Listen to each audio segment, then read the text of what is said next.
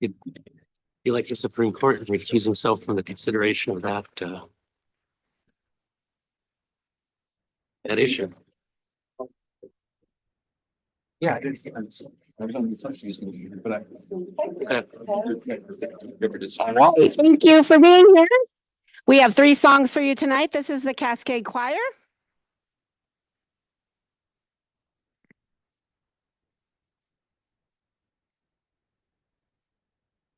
We all have dreams. Maybe yours is to be the best at something at school or at work, at sports, the arts, math, science, or something else. Sometimes it's hard to keep your dreams alive. Sometimes it's hard to have the courage to live your dreams. C.S. Lewis wrote, "You are never too old to set another goal or to dream a new dream." Dreams are not limited to the great and powerful or the meek and mild. We all have dreams, and no matter where you are from, whether your dreams seem small to someone else, they are grand to you, and you have the right to pursue them.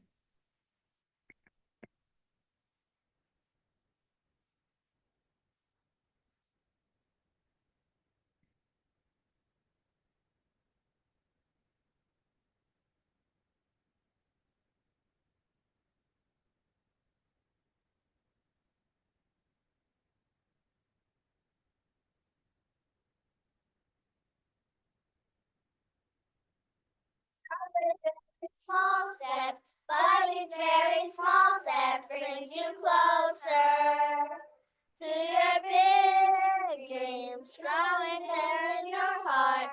That is where it all starts to get closer. I've got big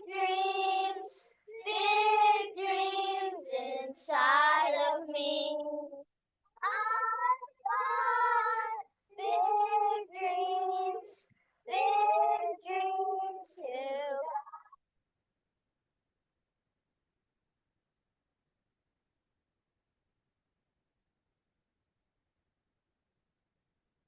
Some days when my thoughts seem too much, and my mind just lose touch of my yearning.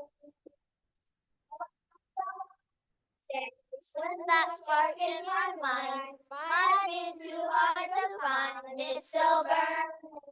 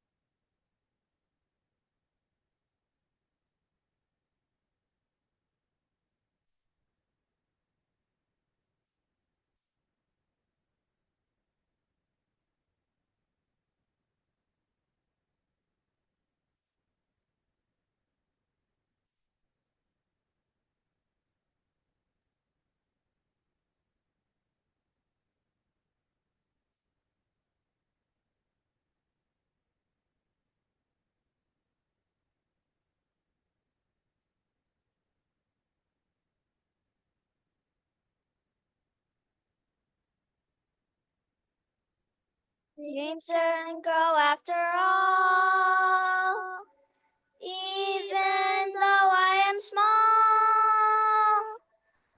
I've got big dreams.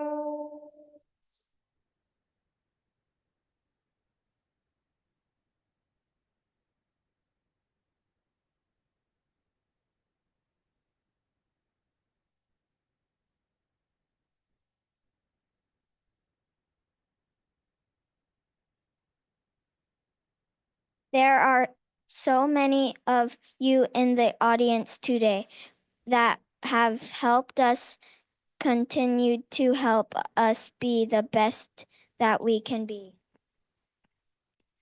You are helping us define our goals and dreams, encouraging us when we need encouragement. Ugh. Okay, and disciplining us when we might need some of that. To all of you have that what you to know how grateful we are for helping us along the way. For helping us pursue our dreams, we are thankful for all of you.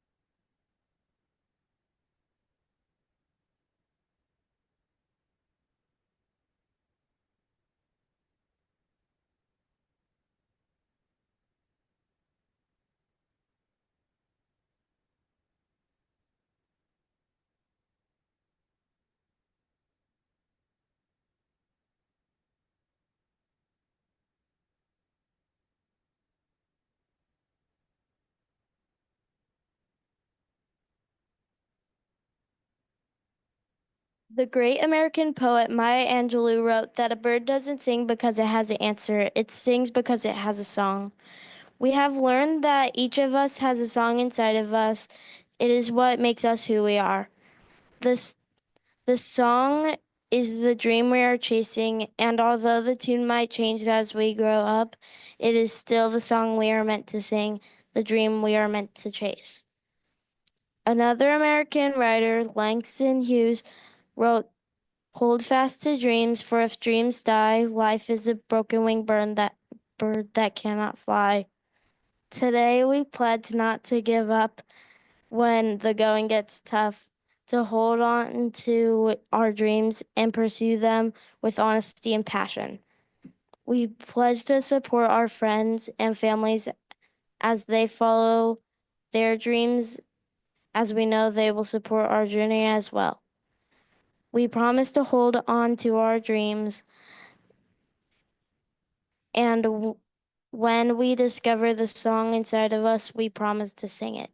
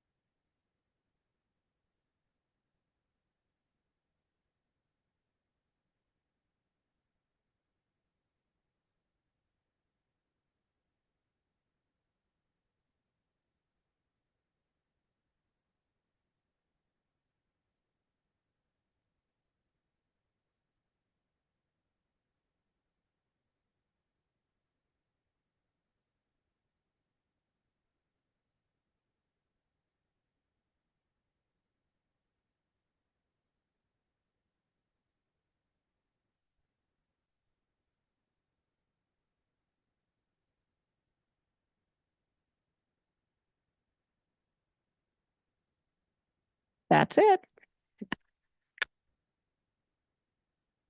Thank you so much to the Cascade Choir for coming and blessing us this evening with your song. I'm certainly thankful for all of you.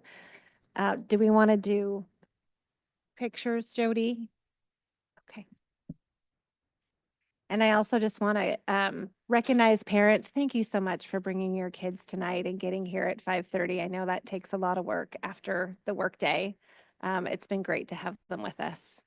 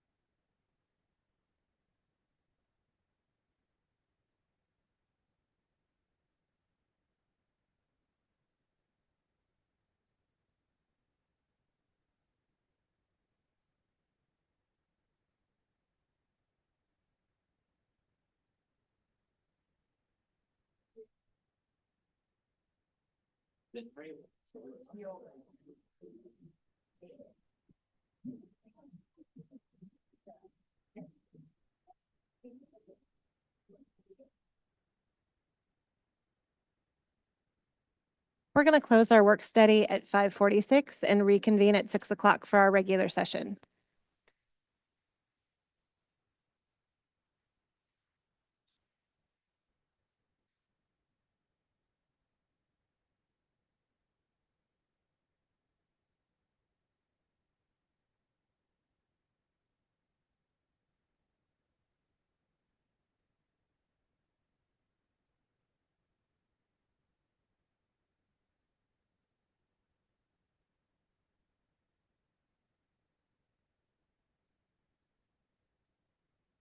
Hey, how you doing? Good.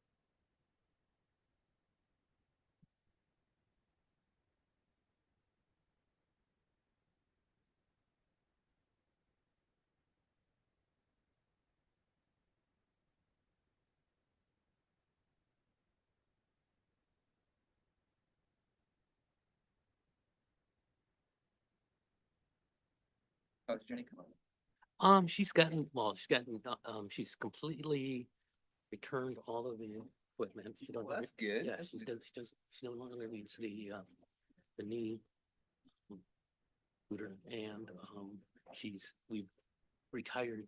The cane was one we owned, so we retired that. Put it in the corner with the other equipment till the next time. But she's still, she's does her PT and she's doing walking on the treadmill and stuff. I think can get up to about half a mile at a time now, but we're gonna be a while before she can do. So yeah, what's the prognosis until she's recovered? Is it like Well, 6 months recovery? I mean, she's already better than she was before the accident. So I guess now it's just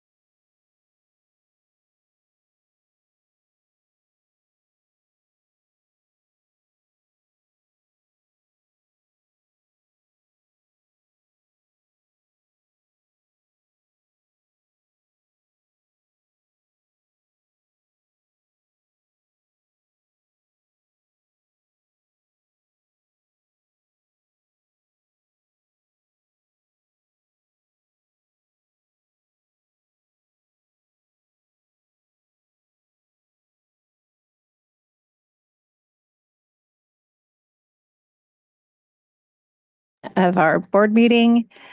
Craig, would you lead us off with a flag salute, please?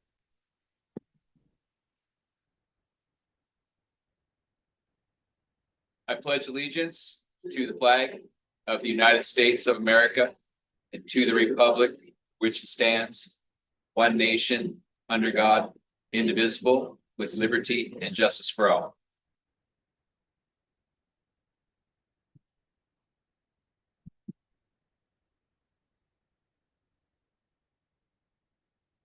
We acknowledge the original inhabitants of this area, the Snohomish people, and their successors, the Tulalip tribes.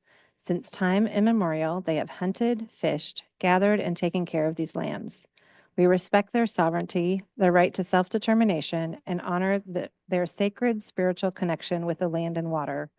We will strive to be honest about our past mistakes and bring about a future that includes their people, stories, and voices to form a more just and equitable society. We're moving on to approval of the agenda. Can I have a motion? I move to approve the agenda as presented. And it's I'll second. all those in favor? Aye. Aye. Thank you. Superintendent's report. All right, thank you and good evening, everyone. I am actually going to turn the time back over to Director Michael, who will help facilitate a, excuse me, a public hearing tonight on our audit findings. So I'll turn it over to you. Thank you. We're going to start with the audit findings overview presented by Dan Pullman, Interim Executive Director of Finance and Operations.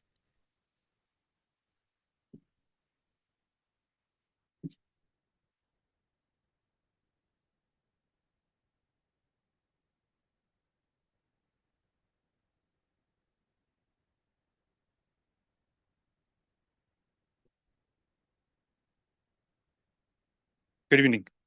RCW Revised Code of Washington 28A.400.200 allows for supplemental contracts for certificated instructional staff. And it basically states that if it's time-based, it has to be for their hourly rate, or if it's non-time-based, the contract has to list the additional duties, responsibilities, or incentives that are being funded. In September of 2019, the legislature amended this to include that certificated instructional supplemental contracts could only be issued for enrichment activities. They also required the state auditor's office to audit the use of local revenue, typically your property tax levies, that are used for enrichment activities. So during the audit of 2013-14, they had discovered that the district had failed to issue the supplemental contracts. There's basically two contracts for certificated staff during that time year. And they didn't question the cost, but they just couldn't demonstrate that it's for enrichment activities. So it's really what they found was a lack of internal controls rather than anything else dealing with that particular issue. School Board Policy 6100 requires a response to audit findings for the use of local funds, which is what you're doing tonight. And it's the opportunity for a public hearing to talk about the audit.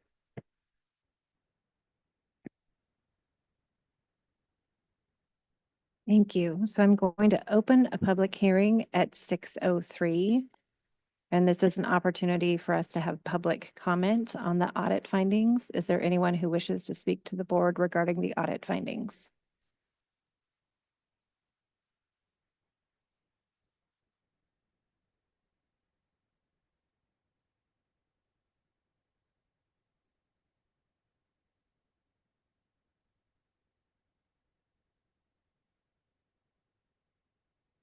Okay, and I just want to make a quick note that the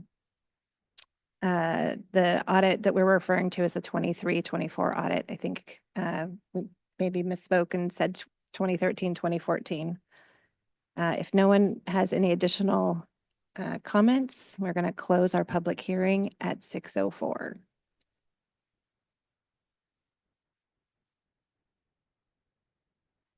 Okay, we're going to move on to staff, student, and community recognition. Starting with student recognitions introduced by Vonnie Walker, Executive Director of Secondary Education, and presented by Nathan Plummer, the Tulalip Heritage High School principal.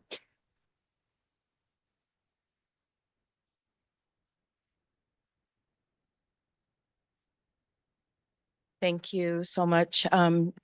Dr. Nathan Plummer will be presenting and Vonnie is absent this evening. Thank you.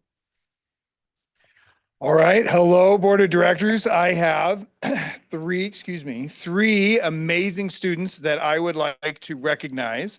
I will call them, I'll call the first one up individually and then I'll call the other two up because they are siblings.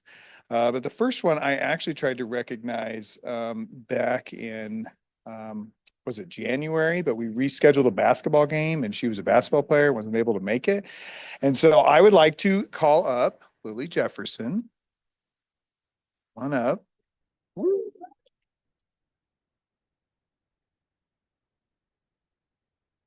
And I would like to just, yeah. Smile, maybe wave, like probably get a picture, like, you know, like do the whole thing. Okay.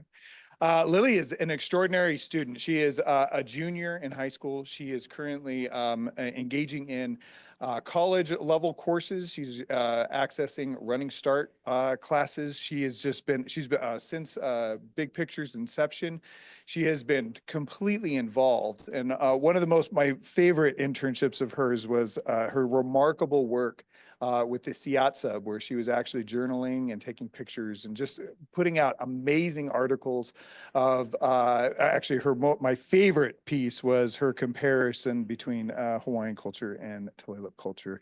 But she wrote many articles that really just had an impact in the community and is well worth the recognition. And thank you, Lily, for always just working and doing your best. So.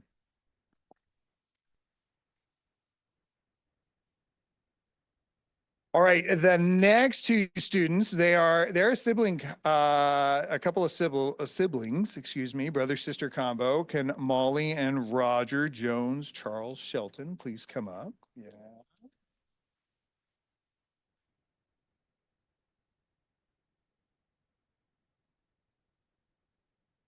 Now, this is really special because both of these young adults really have extraordinary past stories, which we're not going to bring up in this particular moment, but both are just really hardworking and high achieving students. And so Molly is right now, she's almost a straight A student, which is something that I don't think ever would have thought about in that place. She is actually intern at the Tulalip Administrative Office and really just learning what it means to work for tribal government and also support just the operations. And so it's been really phenomenal to see her growth. She's a multi-sport athlete and it's so hard to put into words the growth that she's made. Roger, her brother, is also just extremely hardworking. He actually, as a second-year wrestler, plays fifth in state. So, I mean, that was six. Yeah, oh yeah, huge. And multi-sport athlete as well. Roger has a 100% excelled in the fire cadet program and just absolutely one of the hardest working individuals. In fact, for his exhibition during senior exhibition, he had the entire fire cadet program in his presentation, and they were shooting the fire hose out in the thing and crawling through and throwing gear, and it was really quite remarkable. But Roger has also really overcome some academic adversity in his early time, and I am proud to say that he will be graduating on time with his peers this Thursday. So let's give him a round of applause.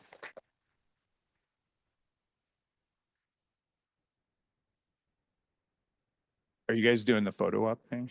Yes, please. Okay, all right. Hey, could I invite all of Lily, Molly, and Roger's families up to have a picture? Yeah, anybody wants to be in the picture?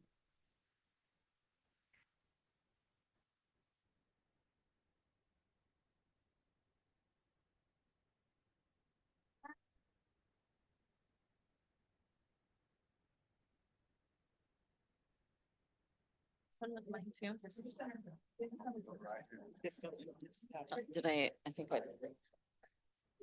Yeah.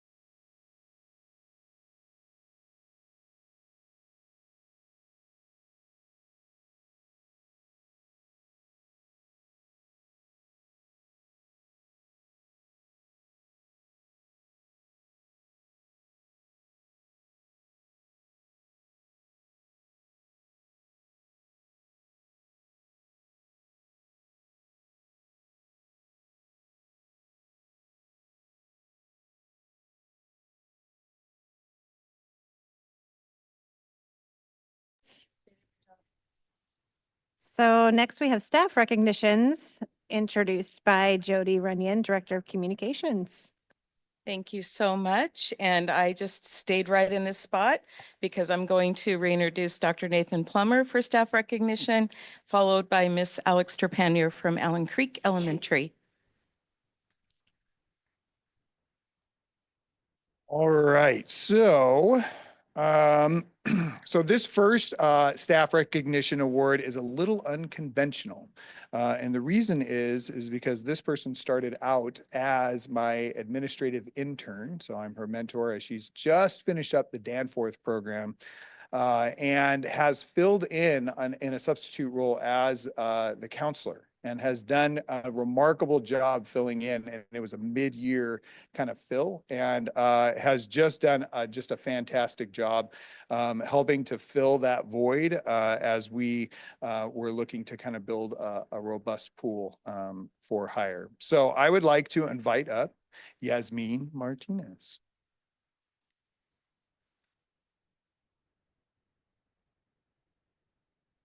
So Yasmin started the year as an administrative intern, quickly integrating into our school, supporting learning, ensuring safety, and holding critical conversations with staff, helping to keep us in a state of continuous improvement.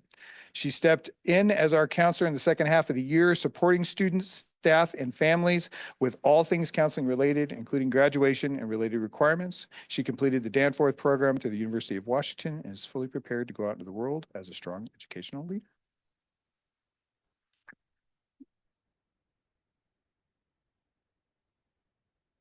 And I was only supposed to give two, but in true big picture fashion form, I have a co-teaching team, so I felt like it was like one. And so I would like to invite up Urbana Little Eagle and Marina Finelli.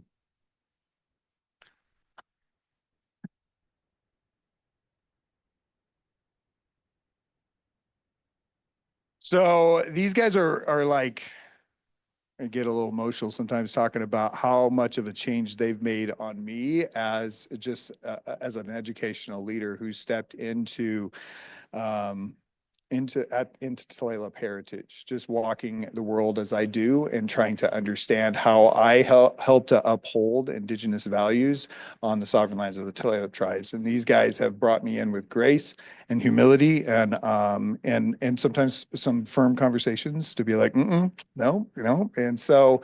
But they've helped me grow tremendously, and I am grateful for every moment I've had to lead alongside them. And so for relationships, learning, and professionalism, Marina and Urbana co-teach workshops and are the senior advisors together at Tulalip Heritage High School. They uplift student learning through their culturally relevant teaching practices by utilizing indigenized pedagogical approaches, supporting students' critical thinking about the world and achieving their life goals in and after high school. They have worked hard with students and are deserving of this recognition.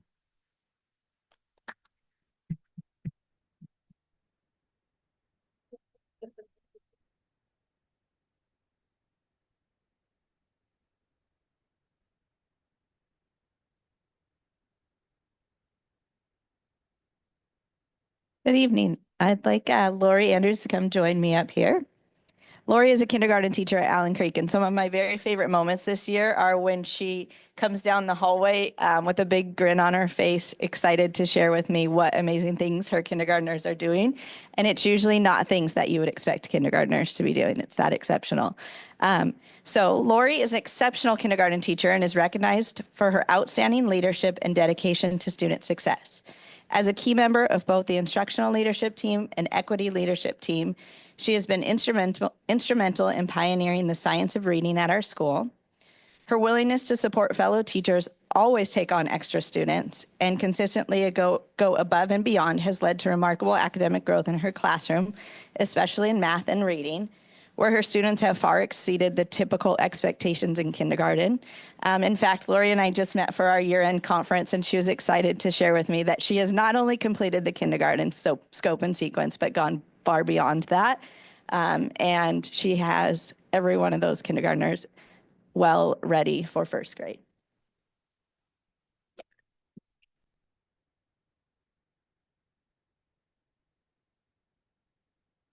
Thanks so much for sharing your fabulous staff with us. And I think we'd like to invite everybody up for a photo.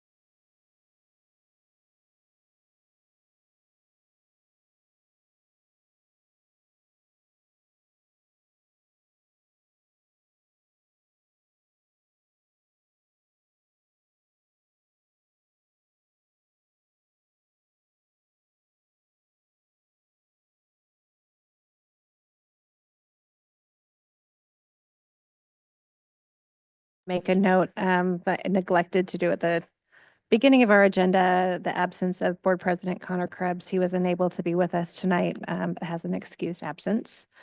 And we will move on to the hearing of business of visitors. Just a reminder that each individual has up to 3 minutes. We typically have a time. Oh, I apologize. I was moving way too fast. We need to go to staff, student, and board reports, including our school consolidation update presented by Dr. Miriam Mickelson. And thank you so much for standing up so I didn't miss you.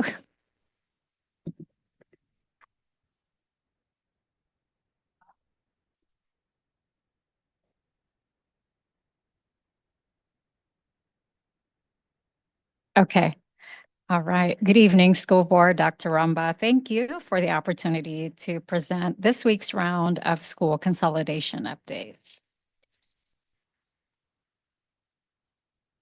Starting with facilities and operational updates, our facilities team continues to prepare for the moves, which will begin on June 17th, and the bulk of the moves will occur the week of June 23rd and June 30th. The priority for our facilities team will be the emptying out, so to speak, of MMS so that Liberty can go in and be moved in.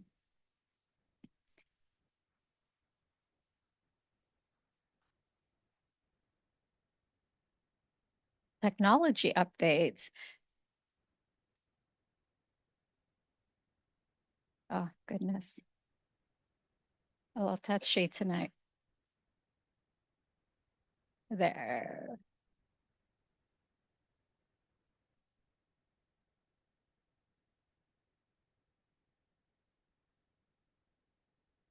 Except it's not.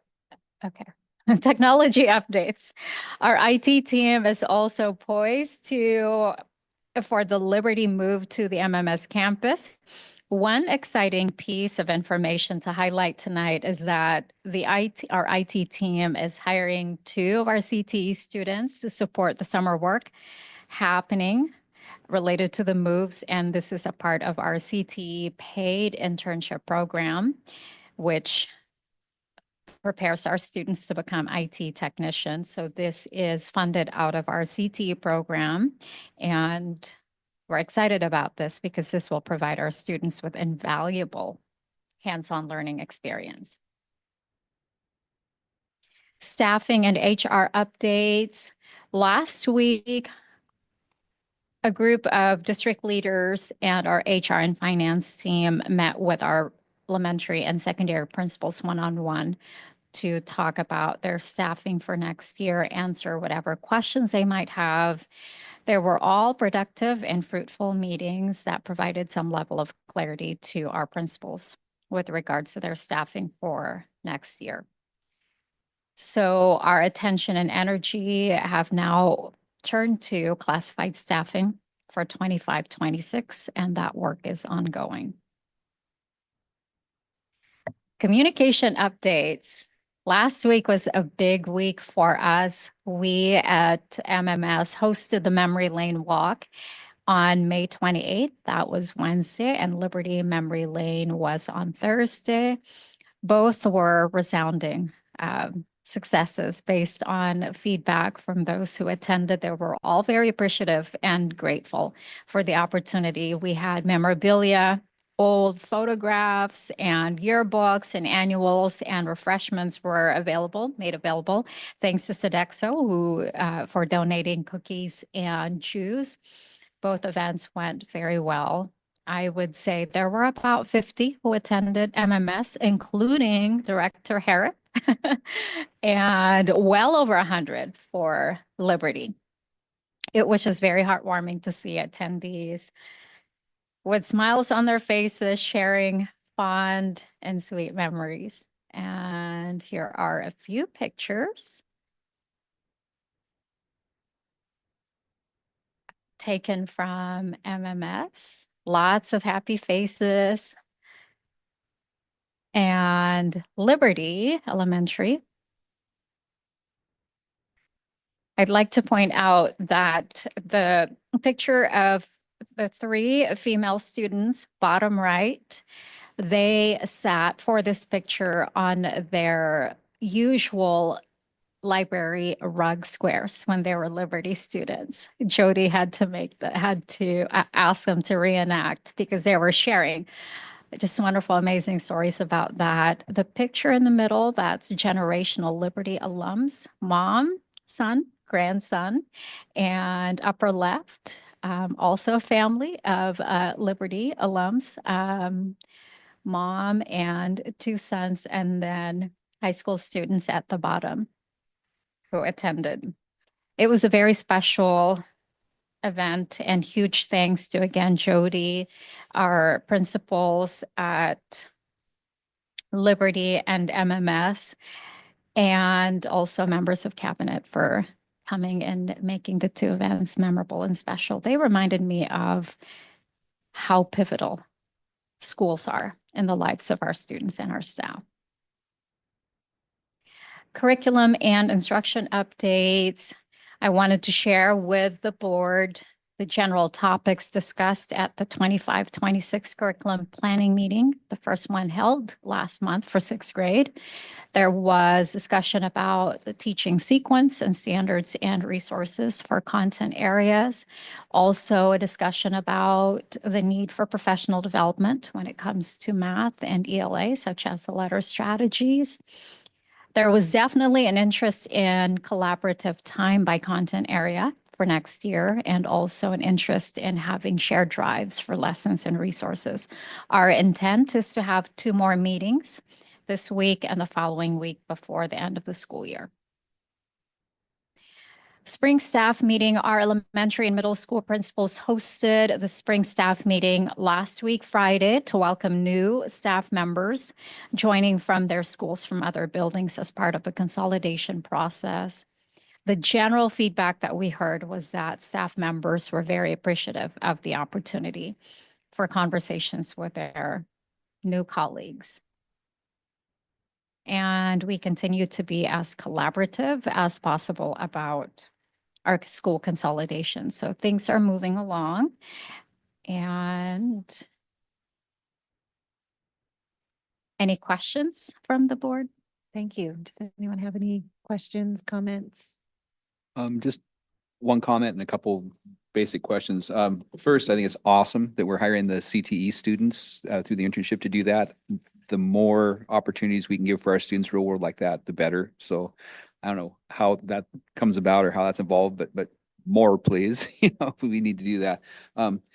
Question, when do we anticipate, I know it's an ongoing process, but when do we anticipate having staffing more or less set for next year? Are we close? Are we, where are we at? Yeah, typically we aim to have our master schedule and staffing for certificated finished in at the end of the school year before staff members enjoy summer break, but it's not really completely finished because there's still quite a bit of movement that we anticipate due to retirements and resignations. So there may still be hiring in the summertime. In fact, we don't really close that whole process until about October. And that's my last question. With curriculum planning, any feedback from the people who attended on what their number one concern or their number one need is for the coming year? Having clarity around the resources that they will be using and clarity around the professional development that might be provided next year. Thanks. I have a couple questions. First off, appreciate the update on how Liberty IT is going to, or the new Liberty at MMS IT is going to be working. But I seem to recall there were a lot of other structural changes that needed to be made at Liberty. They were talking about having to re-outfit the bathrooms, I think. And I don't know if we need to make any changes to the walls, but there also need to be playground equipment installed. Do we have either contracts or firm bids for that work yet? And if we have, are the contracts in place, or is that still an ongoing process? Yes, I'm wondering if Greg is, saw Greg. I don't know if he's still out there in the hallway, but those things are, there we go. Greg, do you mind giving us an update with regard to bathroom retrofit, playground, and then there was a question around what's the status of walls being moved at MMS? Yeah, am I on? Yep, I'm on. So bathroom, we had our contractor out last week.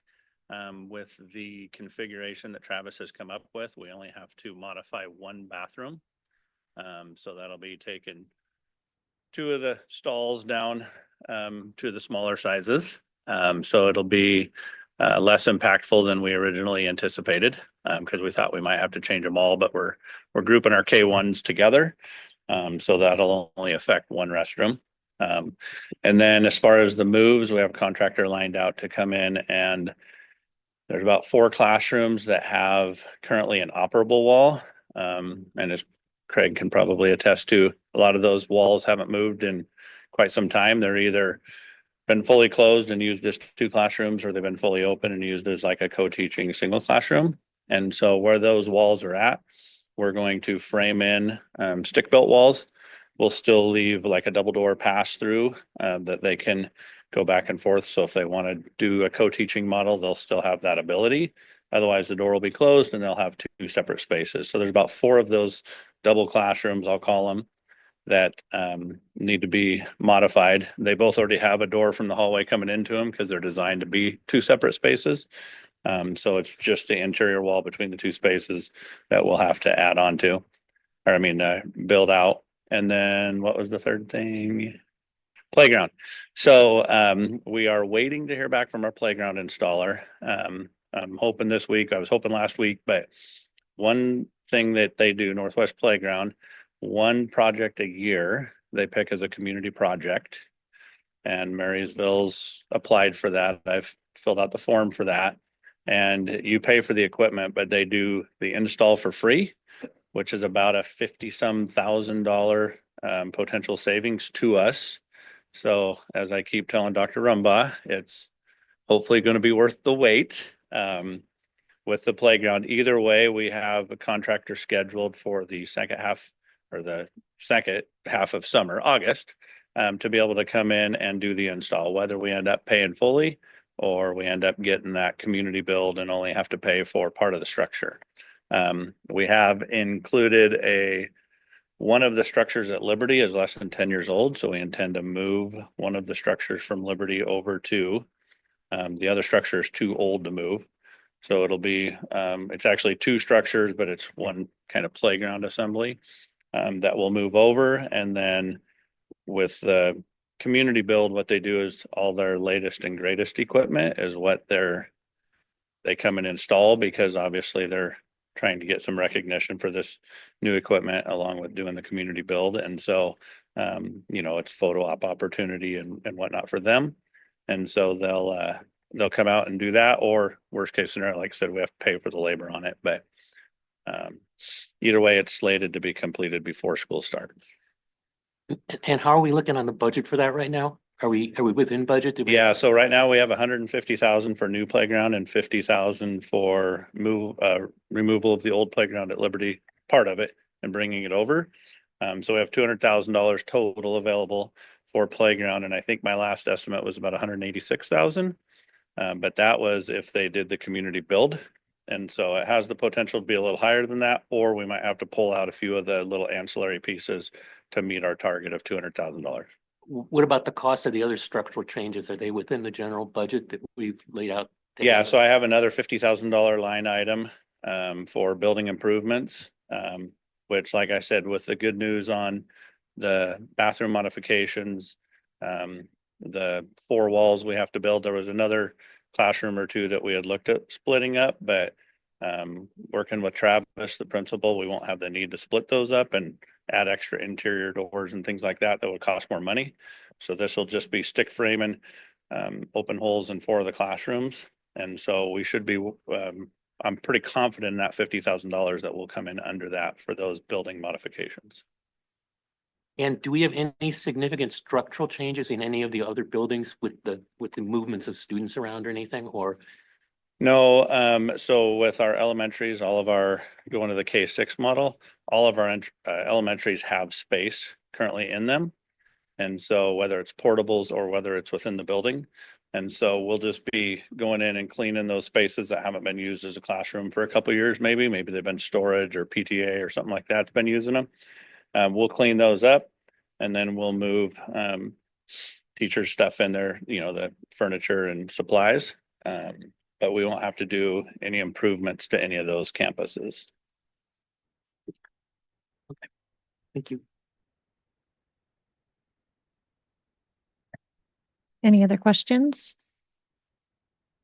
Student reps, do you have any questions? Okay.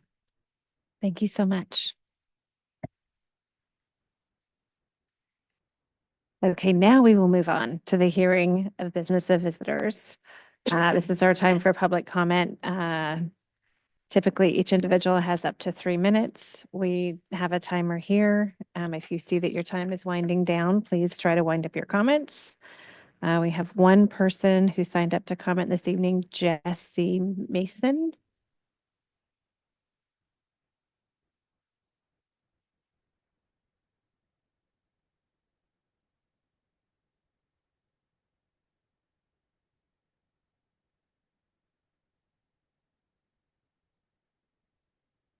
Hi, my name is Jessie Mason, and I'm a mother of a student that goes to Totem and one that goes to Cedar Crest, Allen Creek.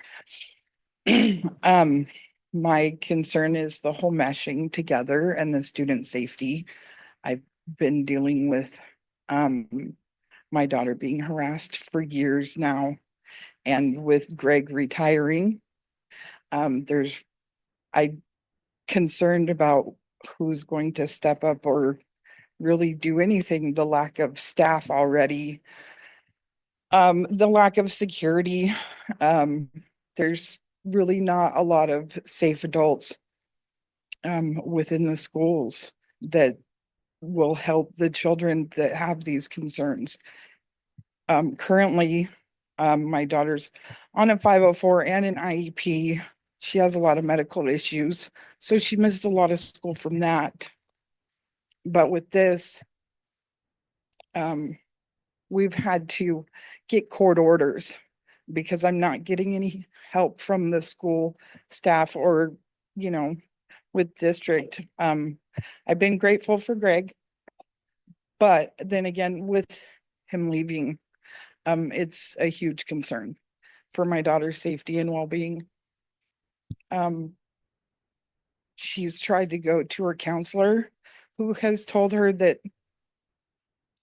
she was busy with other students. This, of course, being just days after her uncle had passed away. So she's just being shooed off. But the amount of assaults that come out of Totem is hugely concerning. Considering, I would think that school staff would be mandated reporters, but nothing is reported. And I mean, kids are leaving there in ambulances, concussions, broken noses. It's concerning, the lack of safety, and I'm concerned how I can even transport my child out of district for her own safety. So I needed to put that out there because in the past almost 3 years, I haven't seen really anybody step up for the safety of these children. Thanks. Thank you, Jesse. Appreciate those comments. And Dr. Rumbach, can we ask you to just follow up? Thank you.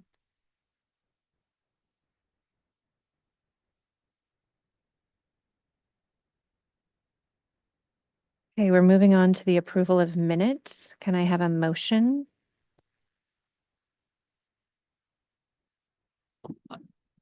I move to approve the work study and regular session minutes of May 19th, 2025 as presented.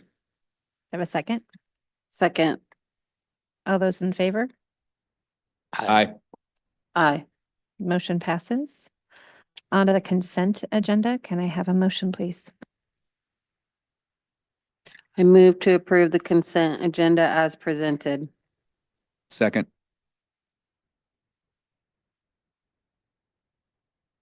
Any discussion? All those in favor? Aye. Oh, do we We want to read gifts? Yeah. Let's read gifts. Gifts to the district. We had a monetary gift for the purpose to fund field trip entry for of the amount of 938. This was from Kellogg Marsh PTA to Kellogg Marsh, and we had a contribution from Lauren Lindblom to Marysville Pilchuck High School of a monetary gift for funds towards FCCLA Educators Rising in the amount of 300 for a total of 1,238. Thank you to these contributors to these important needs for our students. Thank you, Director Davis. Anything else? All those in favor? Aye. Aye. Aye. Motion passes. On to our informational items. We are starting with Lexia, adding English language development to Core 5 intervention platforms.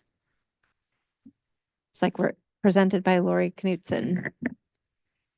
Good evening, Dr. Ramba, Board of Directors. I am here on behalf of Bonnie Walker to talk about adding English language development to Core 5 intervention program. Couple points she wanted to highlight was this is categorical spending and meets a targeted need for ML students. The support aligns with an existing platform staff are already using and being successful with in K-5. And this plan was created in conjunction with ML specialists, classroom teachers, and administration. And this is a big part of the work that she has been doing in the last 6 weeks or so.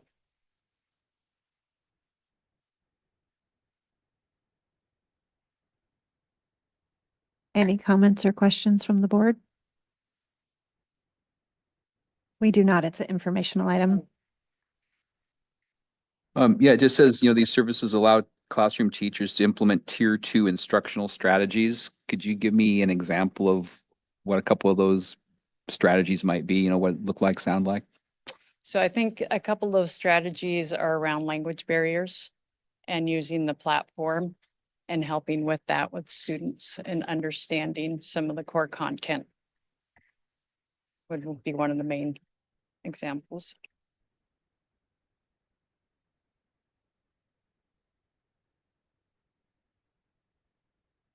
I guess I just mean more of a definition of like what makes something a tier 2 strategy, I guess, as opposed to, I'm not, it's a new terminology to me. Right, right. So we think of additional supports that students need beyond what the classroom teacher is providing for all students. So that might look like a small breakout room, breakout group. That might look like working on letter sounds specific to students learning a new language. Just a deeper dive in supports for students that are learning English. Thanks. Thank you, Dr. Rumbaugh. I guess I have a few questions just to understand how the whole funding situation works. It says it uses categorical transitional bilingual dollars. I assume those are specific purpose dollars given for that purpose, but are those being redirected from some other program, or is that just using that budget? It is. Using currently unallocated budget for this purpose. That is correct. We call those TBIP dollars, so transitional bilingual support dollars that are specific to that group of students. And then I'm also curious if it says, apparently we were entering a cost to complete this year and a cost for next year. Did we originally have a program and the funding turned out not to be adequate, either because of the number of students or something else? Yeah, we did not have a program specifically designed to serve students that are English language learners. And since we use Lexia across the system, it was decided to purchase this sort of add-on for this student group. Okay, so this is an add-on to a tool we're currently using. That is correct, yes. Now I understand better. Thank you. I have a question about, I guess, I'm curious, we're paying $26,000 for a month? Yes, so this also includes training over the summer so that teachers have the skills they need to use these materials in the coming year. Yeah. Professional development is extraordinarily expensive. And this is in addition to what we've already done. So this will be our ML teachers who are getting that training. Yes, which is different from the training provided for our general education teachers. And I am curious, how will we ensure that all of our ML students are getting access to this? One of the ways that we would measure that would be through our WIDA exams at the end of the year. So testing our students' ability to demonstrate mastery of English over time. We would expect that that rate would be faster as a result of the use of these types of tools. And is this specifically just for K-5 or? This is for any student that qualifies. The strategies that we just talked about tend to be more elementary centric. The things that we look at in secondary schools are, what are ways that we can connect students with translation services sort of in their own lives. So it's less pull out flashcards, those kinds of things, and it's helping students know what's available to them.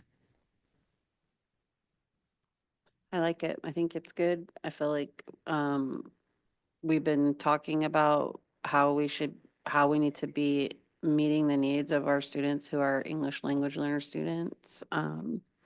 So We also received feedback from OSPI that we are not as compliant as we should be in serving our ML students, and we have these dollars for that purpose. So we're trying to better utilize funds and be more strategic rather than just purchasing something to spend funds down, but to utilize resources that we know are effective. I just have one more thought. I guess it's just a thought about, we kind of had a discussion about it before, and when Kristen and I, Director Michael and I met with our ELL families, they had questions about services. And I think we maybe talked a little bit about this last time when Vonnie presented, but I just wonder how this, like, we'll be able to support families too with some of this. Yes, great question. So these dollars are specific to what we call direct services to students. Different strands of the same type of funding go out to our liaisons, and those are more parent and community focused dollars. And I would say we probably have room to grow in both areas, both direct services to students and family outreach. These particular dollars have to go to kids, but I hear what you're saying, yeah.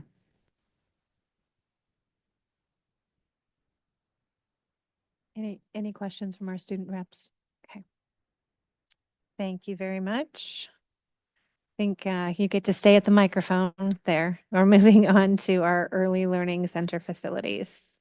Yes, I'd like to invite Alina Gregg up to help answer questions in regards to our conversation around moving the ELC classrooms over from MP over to the campus over here.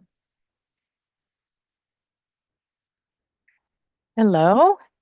Thank you for welcoming me back again to talk about our proposal. So to continue our discussion about our proposal to consolidate our MP classrooms onto our main campus. 3 points arose from our last discussion that I wanted to address directly. First off, students who are high school students who are enrolled in the CTE program should still have access to work in our classrooms. It is a valuable part of their program as well as ours. Transportation does have a route that does allow for the transport of students from high school onto the campus so that they can work with not just those 3 classrooms, but now all of the classrooms. So there it does allow them some different options of classrooms as well.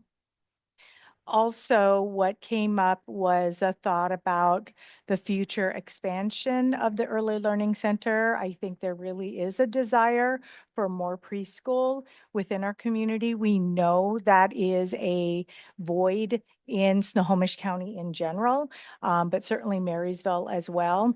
So one of the things that we made sure to look at was, the land that we're placing the portables on. It is platted to allow for growth. And so we do have room for additional classrooms if necessary in coming years. And finally, in terms of the funding, we do have some updated numbers. And any of our carryover that is unspent will go back to ECAP because ECAP funding can only be spent on ECAP purposes. And so these dollars are meant for these ECAP classrooms. So if we come in under budget and we wanted to allow for a contingency fund so that if there were some cost overruns that we would have some padding in our budget to be able to absorb any unforeseen costs. But if we don't spend all that money, it will resume into our ECAP budget and be used to serve our students and our classrooms at ECAP. Thank you. Do we have any questions from the board? I have a couple. Do we get a set ECAP allocation on an annual basis, or is it just one of those things that appears periodically? Great question. Timely question. Aline, do you want to speak to that? Yes, so we do get an annual allocation, and we've been waiting.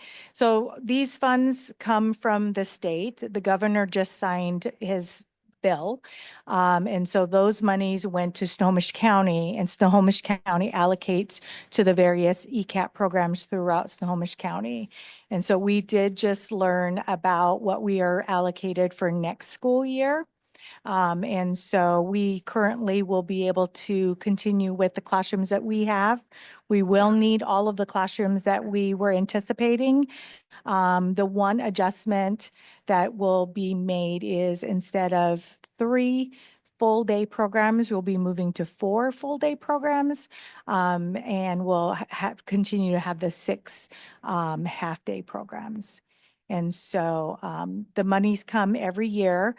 Sometimes there are some adjustments if we are able to take in more students and the county has more money.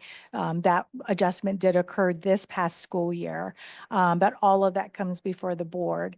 So next fall, we'll come before you with our full ECAP contract for you to approve the allocation or the receipt of those funds to our district.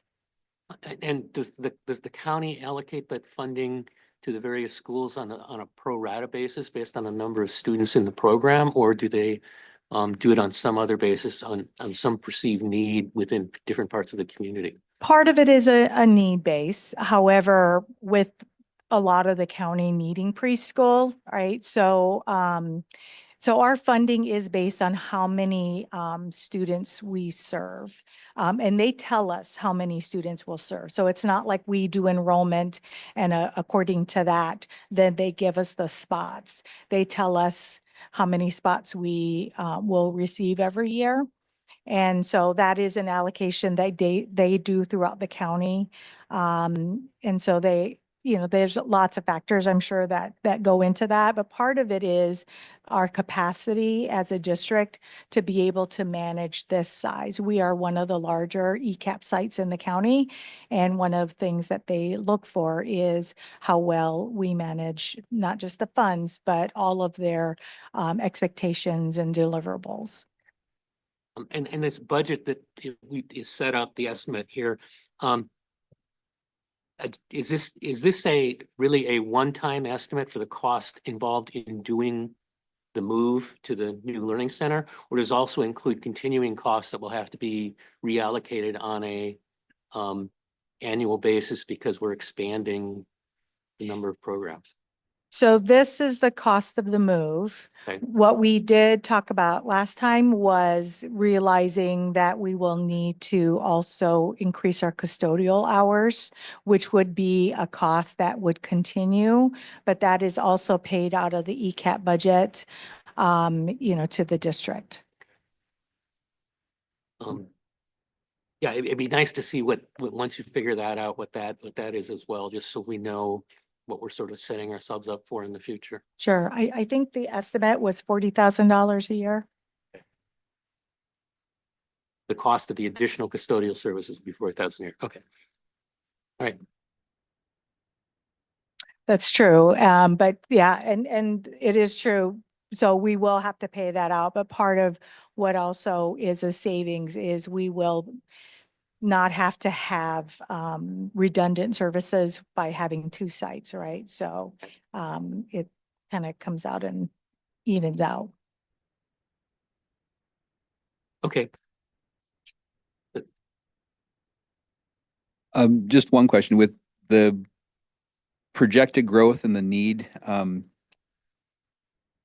portables, will that handle that adequately? I'd hate to, do that now and then have to come back next year and, okay, now we got to bring another portable, and then 2 years down, okay, now we got to bring 2 more in. So thinking, that the money spent, everything's going to be more expensive tomorrow than it is today. Would it make sense to, if the foreseeable future, to bring that more now, or is it not a concern? Well, the truth is I can't anticipate what the county will give us from year to year because they're under a budget constraint as well. Right, so the state allocates to them, and then we all know what the state budget is like right now. And so I can't anticipate what the growth will be in terms of how many spots we get. Right now, the 3 portables is perfect for what we need next year. And really that's what we can afford. Right. And so I'd like to be able to plan ahead and be able to do that, but I don't think we can afford it right now. And I don't really know what subsequent years will bring to us in terms of ECAT spots.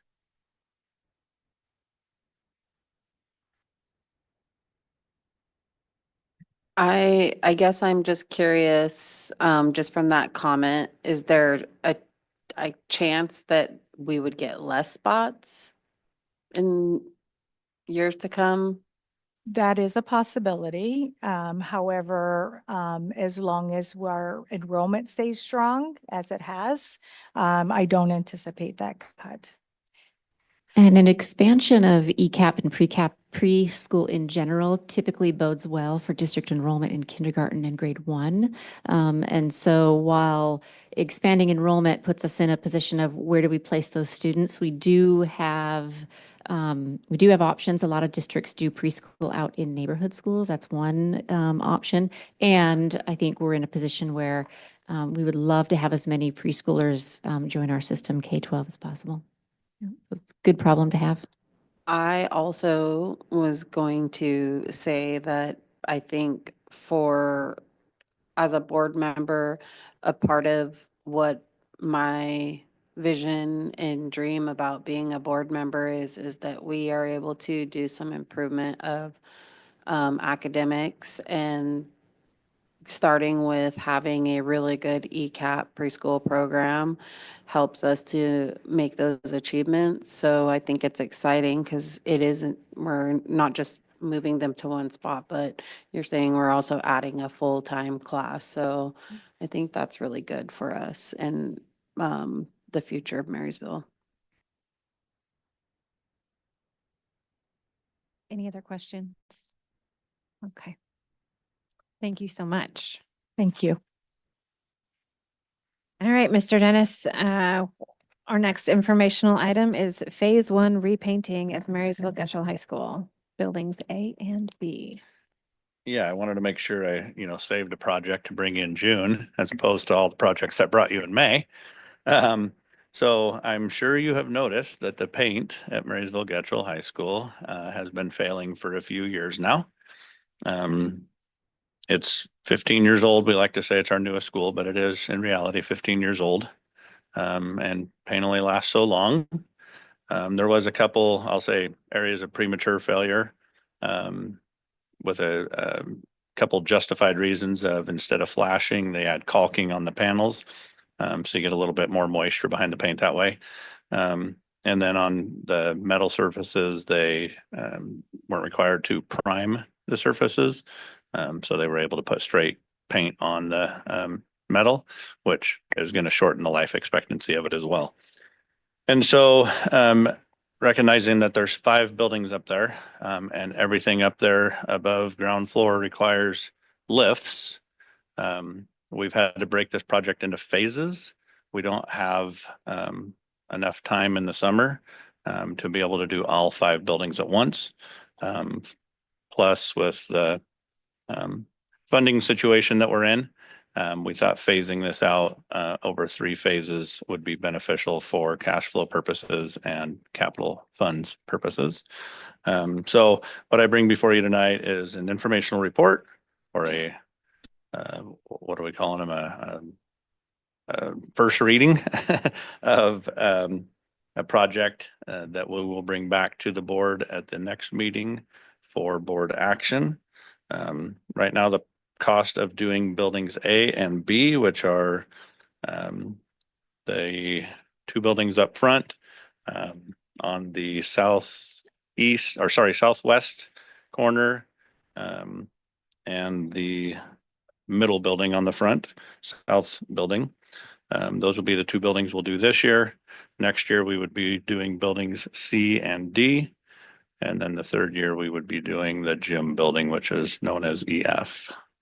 The cost to do the 2 buildings this year is $335,639.20. That includes sales tax, and that will come from our regular capital projects fund, not our distressed schools grant. And questions? Questions from the board?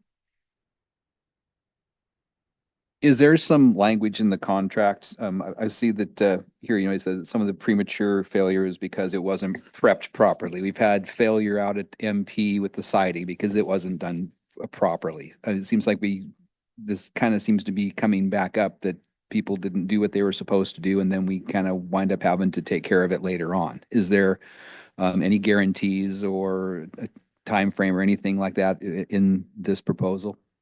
So with that, we can't go back and flash the panels because that would require us to fully remove the panels. So we will go back and recalc them. We can expect another 15-year life of that product because the paint product will last that long.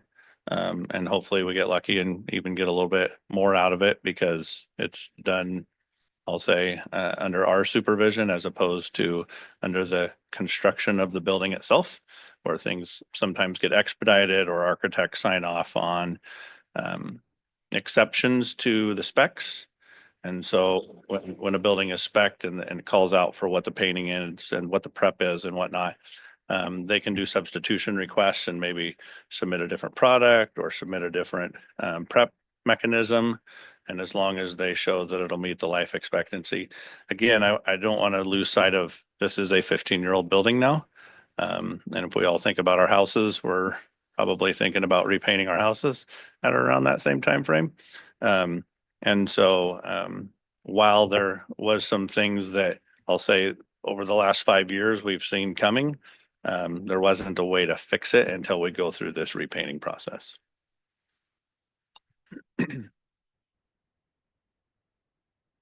Had a couple of quick questions. So one of the things you mentioned is this comes out of our regular capital fund, and we are relying on our capital fund quite a lot.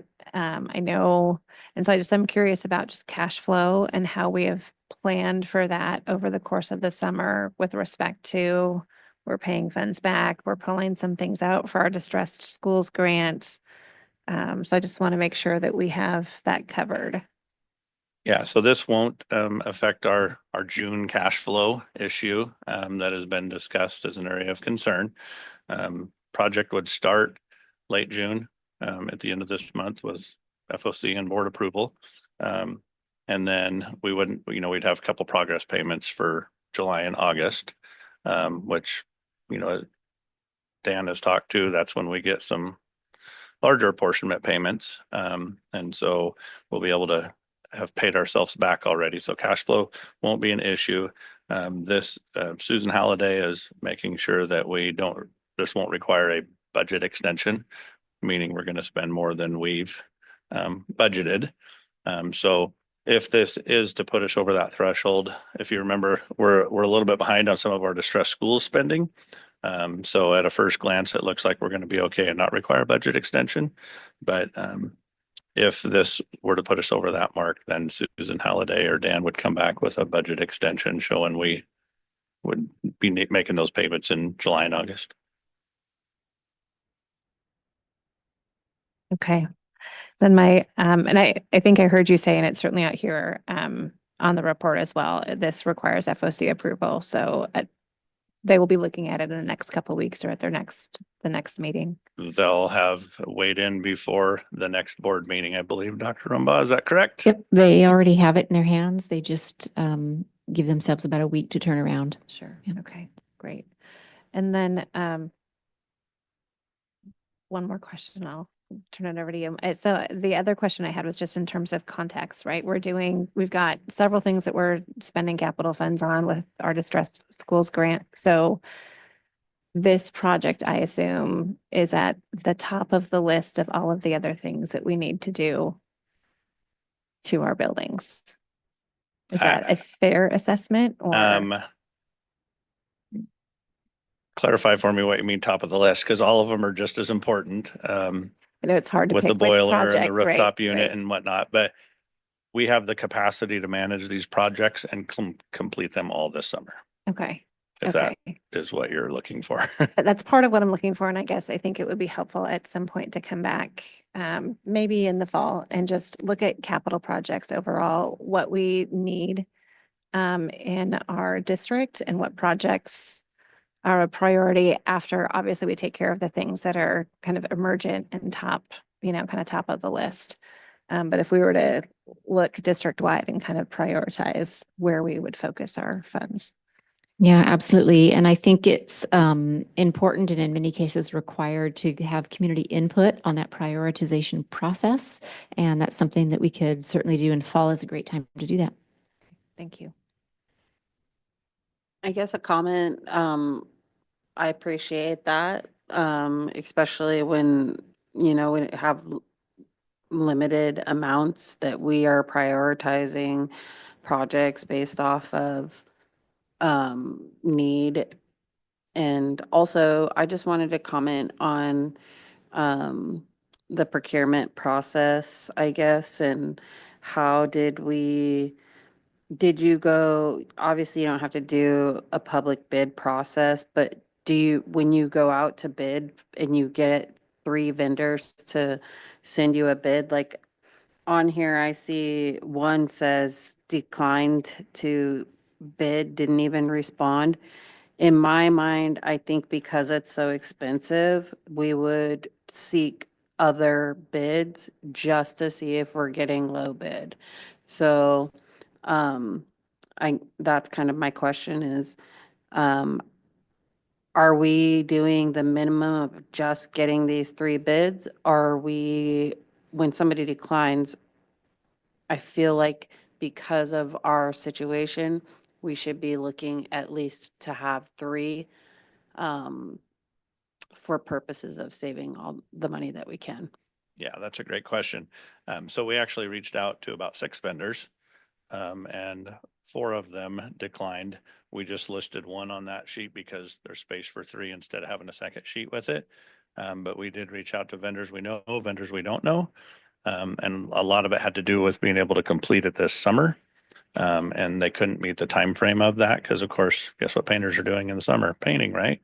And so we were limited on the number of estimates we got, but it wasn't for lack of trying. And I guess one follow-up question to that is about how we have some of the state pricing or national pricing. And we're part of some of these, like purchasing cooperatives. Do they have preferred vendors that they recommend? And if so, did we reach out to those? Yeah, so KCDA and the state both have job order contracting, it's called, where they bid it at a set markup, basically. So they determine their price and then they mark that up appropriately. KCDA or the state reviews that, make sure it's within reason, and then approves it. It doesn't get you any better pricing. It's usually in an effort to avoid having to go out to formal bid, that job order contracting is beneficial. And then one other question I have, kind of a spinoff of what Craig was saying. When we do a project like this, do we do like a retention on for a certain period of time and hold for purposes of protecting the work that's getting done? Yeah, so state law and purchasing laws require a 5% retainage. So whether we hold that in a cash value, whether it's held in an escrow, or whether the vendor provides us with a retainage bond, we always have that 5%. That is for us to make sure the job was completed. It's for state L&I to make sure prevailing wage was paid. It's for Department of Revenue to make sure taxes were paid. So if they had failed in all those areas, that 5% wouldn't be enough. But obviously, it's intended to cover everybody's base should the need arise. I have a couple quick questions. Are any of these buildings in worse shape than the others? So the south-facing buildings, as you can imagine, are typically going to be in worse shape. So 2 of these are south-facing buildings. And those are? Pardon me? Which ones are those? A and B. Okay. So A, B, and C, A, B, and D, which is totally illogical. A, B, and D are our 3 south-facing buildings. Okay. So A and B are the west and the middle ones. And so I would say that those are as bad as the other ones. The gym building, because it's in the northeast corner, is a little more protected. That's why that one will be in year 3. I would say the 4 school buildings, as we call them, the buildings that have classrooms in them, are the 4 that share the same need. But again, we wouldn't be able to meet the timing of doing them over one summer. And so, well, and then, like I said, that puts us into a whole nother set of bid requirements and timing and larger crews and more cash flow, et cetera. So we decided a 3-phase approach is what was best for us with this. And I'm wondering, do you think we might have gotten better responses? Is it something to consider for future years for us to go out for bids on this sooner in the school year? And so perhaps they can be scheduled by the painters So we started reaching out, not to cut you off there, but we started reaching out months and months ago. Okay. We started having this conversation in winter in December, January. And so after the new year, we started reaching out for proposals. A lot of it with this, the unique site that we have to deal with, which is because you have to use lifts for everything. So they got to bring in the big articulating boom lifts and whatnot. So a lot of the contractors don't like to use those. So that's going to discourage some people from wanting to bid also. And so we believe we got the best deal we could get with the circumstances that we're in.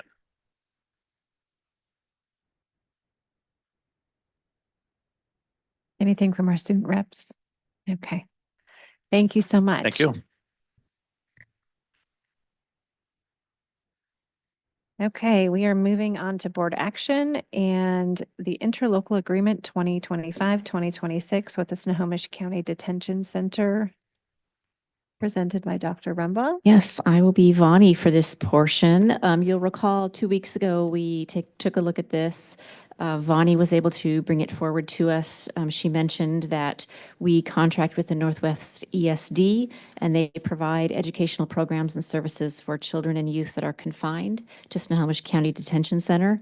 And it is a claim funding reimbursement model so that we do not any longer, school districts no longer hire their own teachers to go out to the detention center.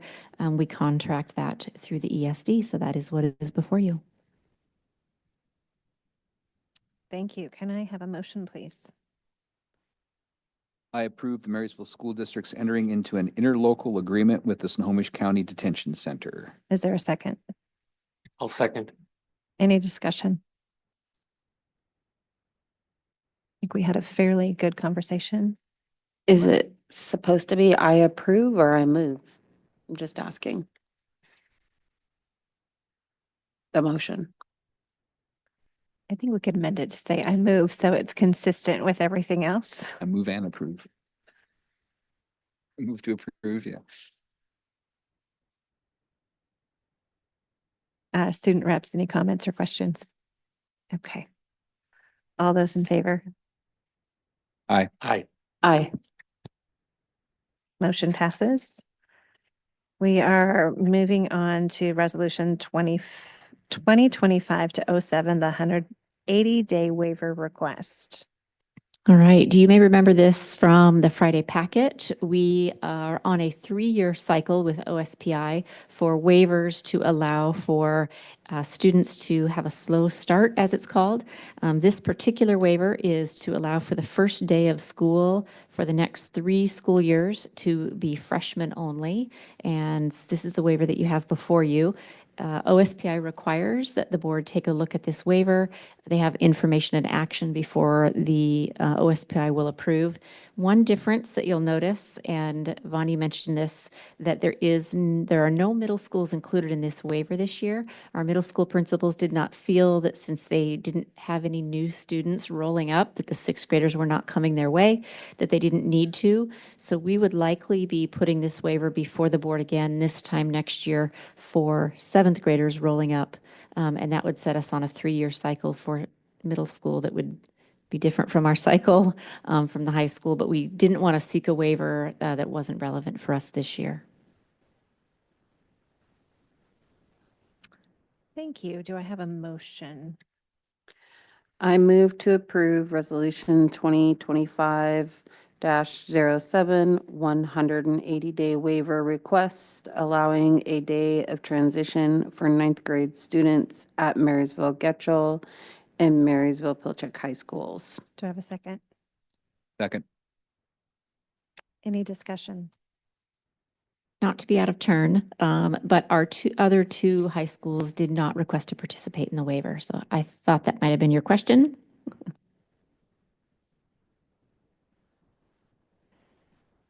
Any other discussion? Student reps. Any input on this one? Okay. No, I think it's valuable for the students coming in as high school to have that one day to kind of get the lay of the land and ease their concerns. So. Absolutely. Absolutely. I think it's good for everybody. I do have a question. Is there any, because I guess the principals make this decision, and does that have an effect with like our teachers and contracts? So it doesn't change the teacher contracted, 180-day process. So for example, our 10 through 12 teachers would be on campus as usual. And most high schools have some type of way to include those staff in the day. It would look different at Legacy and Heritage in terms of it would be a regular school day for our staff. The size difference is typically what requires, or those two schools being smaller typically doesn't create the need in the same way that it does at the large schools. But I guess for the staff experience, it would be slightly different between the two sets of schools, but there are no issues with our contracts. And I apologize. I think I missed an advisory vote for our student reps on our last action item. But I would like an advisory vote from you all on this one. So do you have a vote?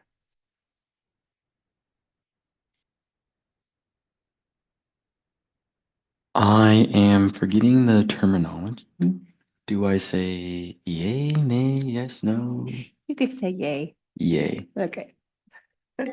Then all those in favor? Aye. Aye. Aye. Motion passes.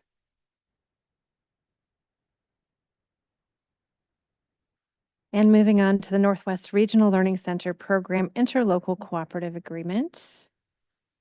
We have Sandra Madrigal who will present this evening. Hello, good evening, board and Dr. Rumba. So this is an action report in regards to the interlocal agreement, and a little bit of background information is that the Northwest Regional Learning Center, NRLC, is operated by the Northwest ESD, and it provides some specialized programming for some of our students within the district that need more of those smaller class sizes, more individualized programming, so to create better success for them. So we kind of purchased the seats for NRLC, and then we kind of determine what the placement, what everything kind of look like, what it looks like. And so for the 25-26 school year, the district is supporting placement for 4 students moving forward.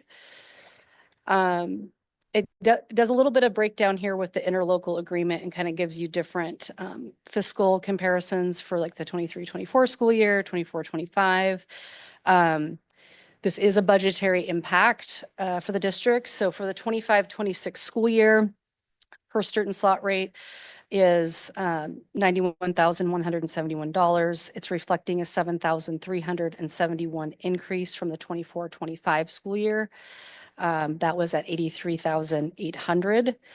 The daily billing rate is $507.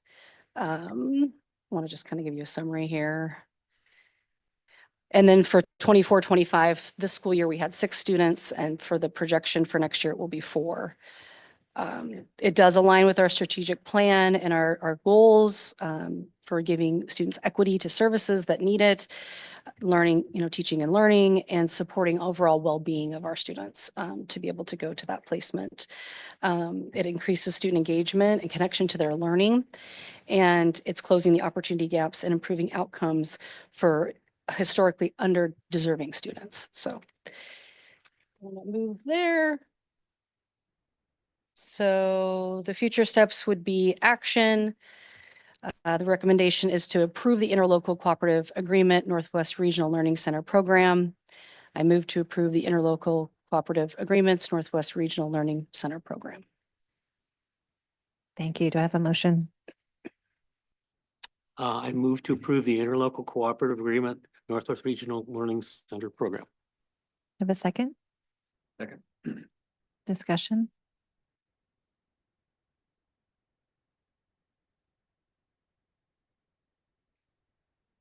I did have some questions earlier, but they were already answered, so. And they But will, maybe it might be worth something to talk a little bit about, the difference between the Discovery program and the NRLC. Would you like to do that, or would you like me to do that?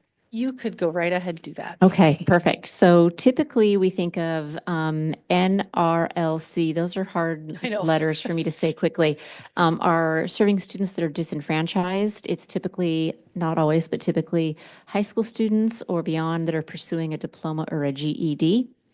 Placement at a discovery program are for students elementary through high school that might have what we'd call exceptional social, emotional, and behavioral needs beyond what we can provide in the K-12 setting. And so that's a big distinction between the two services. And it can be confusing that they're both on the same report because they're quite different. Yes.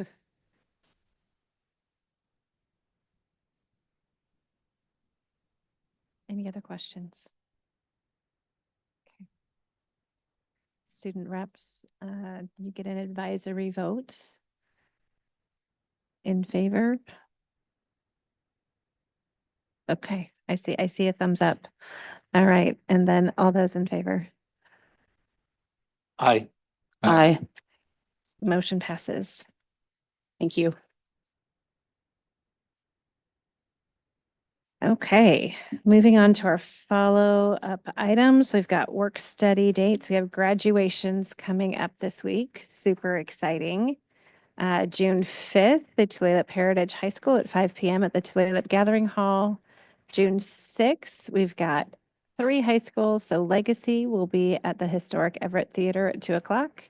And then we have Marysville Getchell at 4 o'clock at Angel of the Winds. And June 6th, also at 7 o'clock. Marysville Pilchuck at 7 p.m. Another follow-up item, just a reminder that the application period for for director of District 1 is open, and that's open until the 6th. And so if you're interested, please get your application in.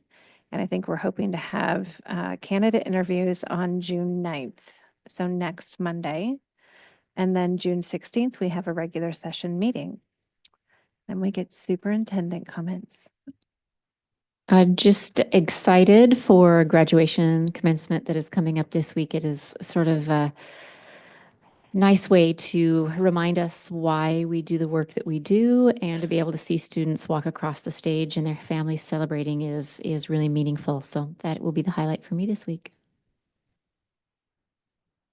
Okay, and we have board comments, but before we get there, we get to do a presentation to our student board representatives to thank you for stepping in and thank you for your work.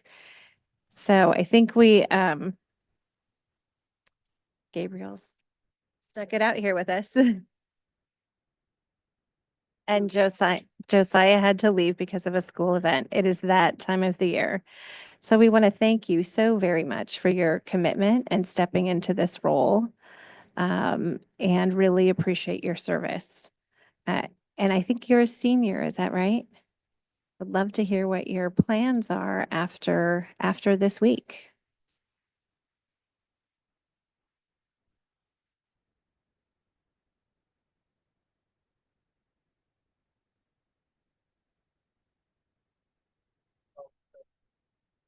Oh, congratulations. That's super exciting. Well, thank you. And we've got a certificate for you, and we probably should have a picture, Jody. What do you think? Okay.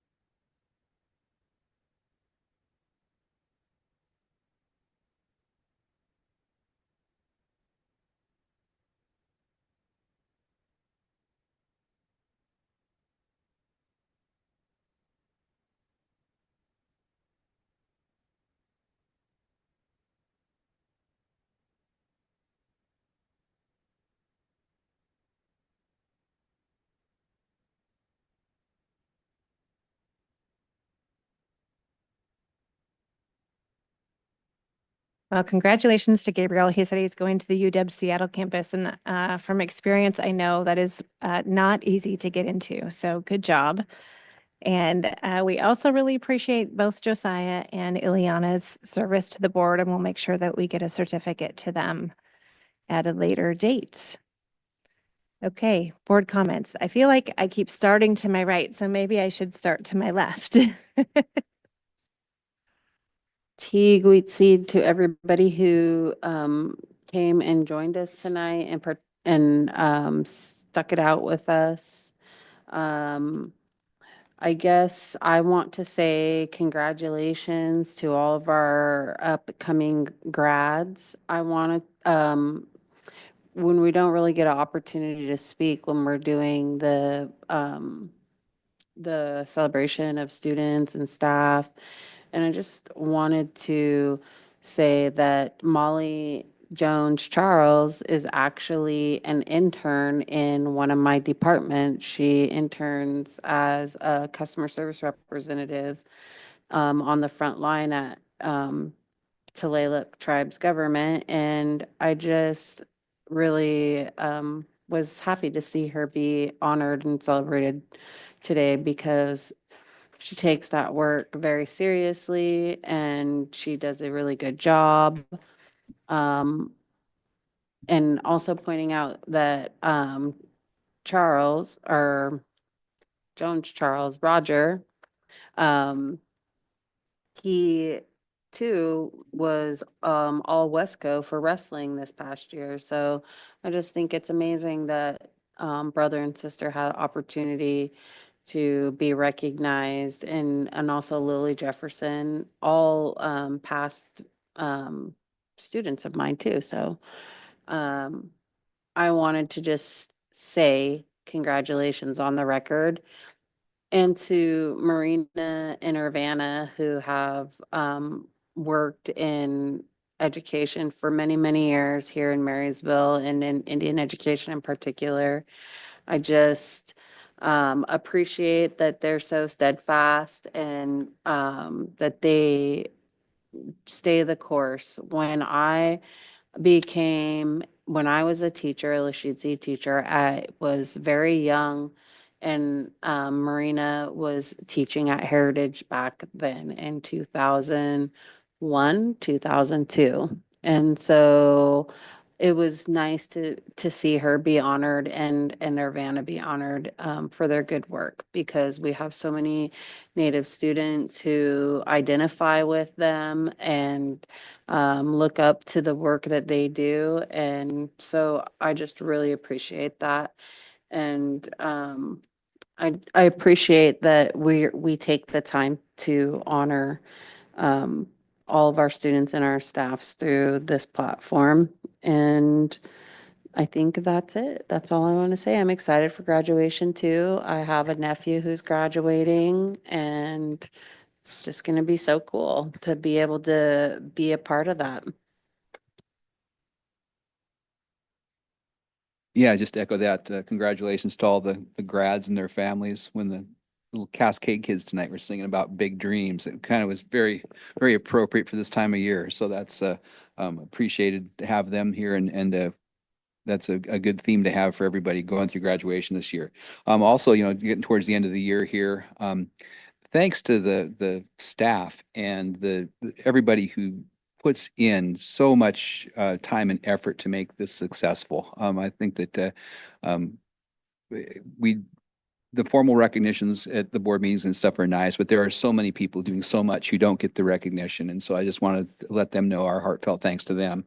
And finally, he's not here tonight, but I'd also like to thank Director Krebs for his time on the board. He'll be leaving us. Not to disparage anybody else, but at a time when it would have been really easy just to kind of walk away, he actually, he stepped up and provided some real leadership for the board. So I appreciate the chance to have worked with him, and appreciate all his contributions he's made over the years and look forward to his continuing contributions to the Marysville School District. So that's my bit.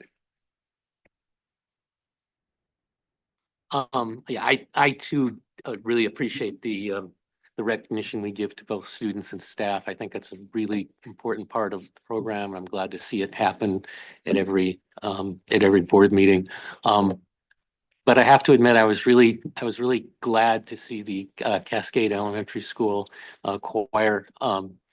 Cascade's got a kind of special place in my heart because both my daughters went there, at least for 1 year. There was a time when I was having lunch in the staff room almost every other Friday for a period of several years, and now, although I no longer have any direct relationship with it, you will still see me out on the track walking it 3 or 4 times a week. So it's nice to see the Cascade students that are out in that area and playing in the playground and everything in a presentation like this. So I really appreciated that.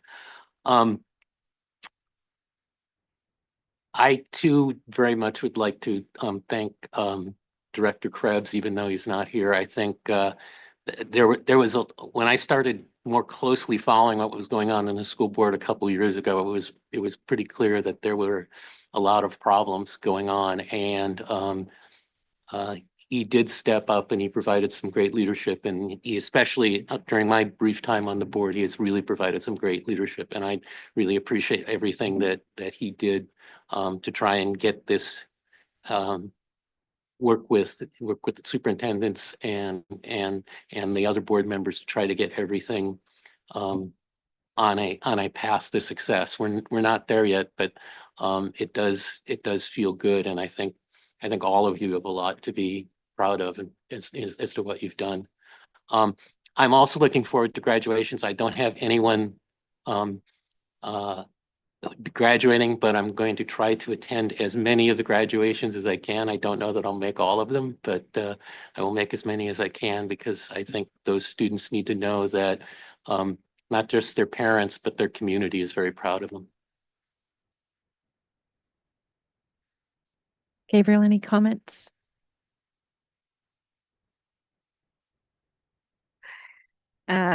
I don't know that I could add anything to what both Director Harris and Director Thomas said. Really appreciate working with Connor over the last couple of years. It's been great to have him on the board. Thanks to those who have stuck it out here and online with us. And then just reminded with Dr. Mickelson's presentation about our school consolidations, how much our schools are part of their communities. So I'm glad the Liberty community was able to get together, as well as MMS, and just recognize again the work that has happened. The decisions that we're making to put the district on a more even keel, to right the financial ship, so to speak. They're not easy. And, I recognize that they have impact every day. We're heading in the right direction. Also really looking forward to graduation. It'll be a really fun week. So, and with that, I think we're going to adjourn our regular session meeting at 7:35. Thanks so much. Have a good evening.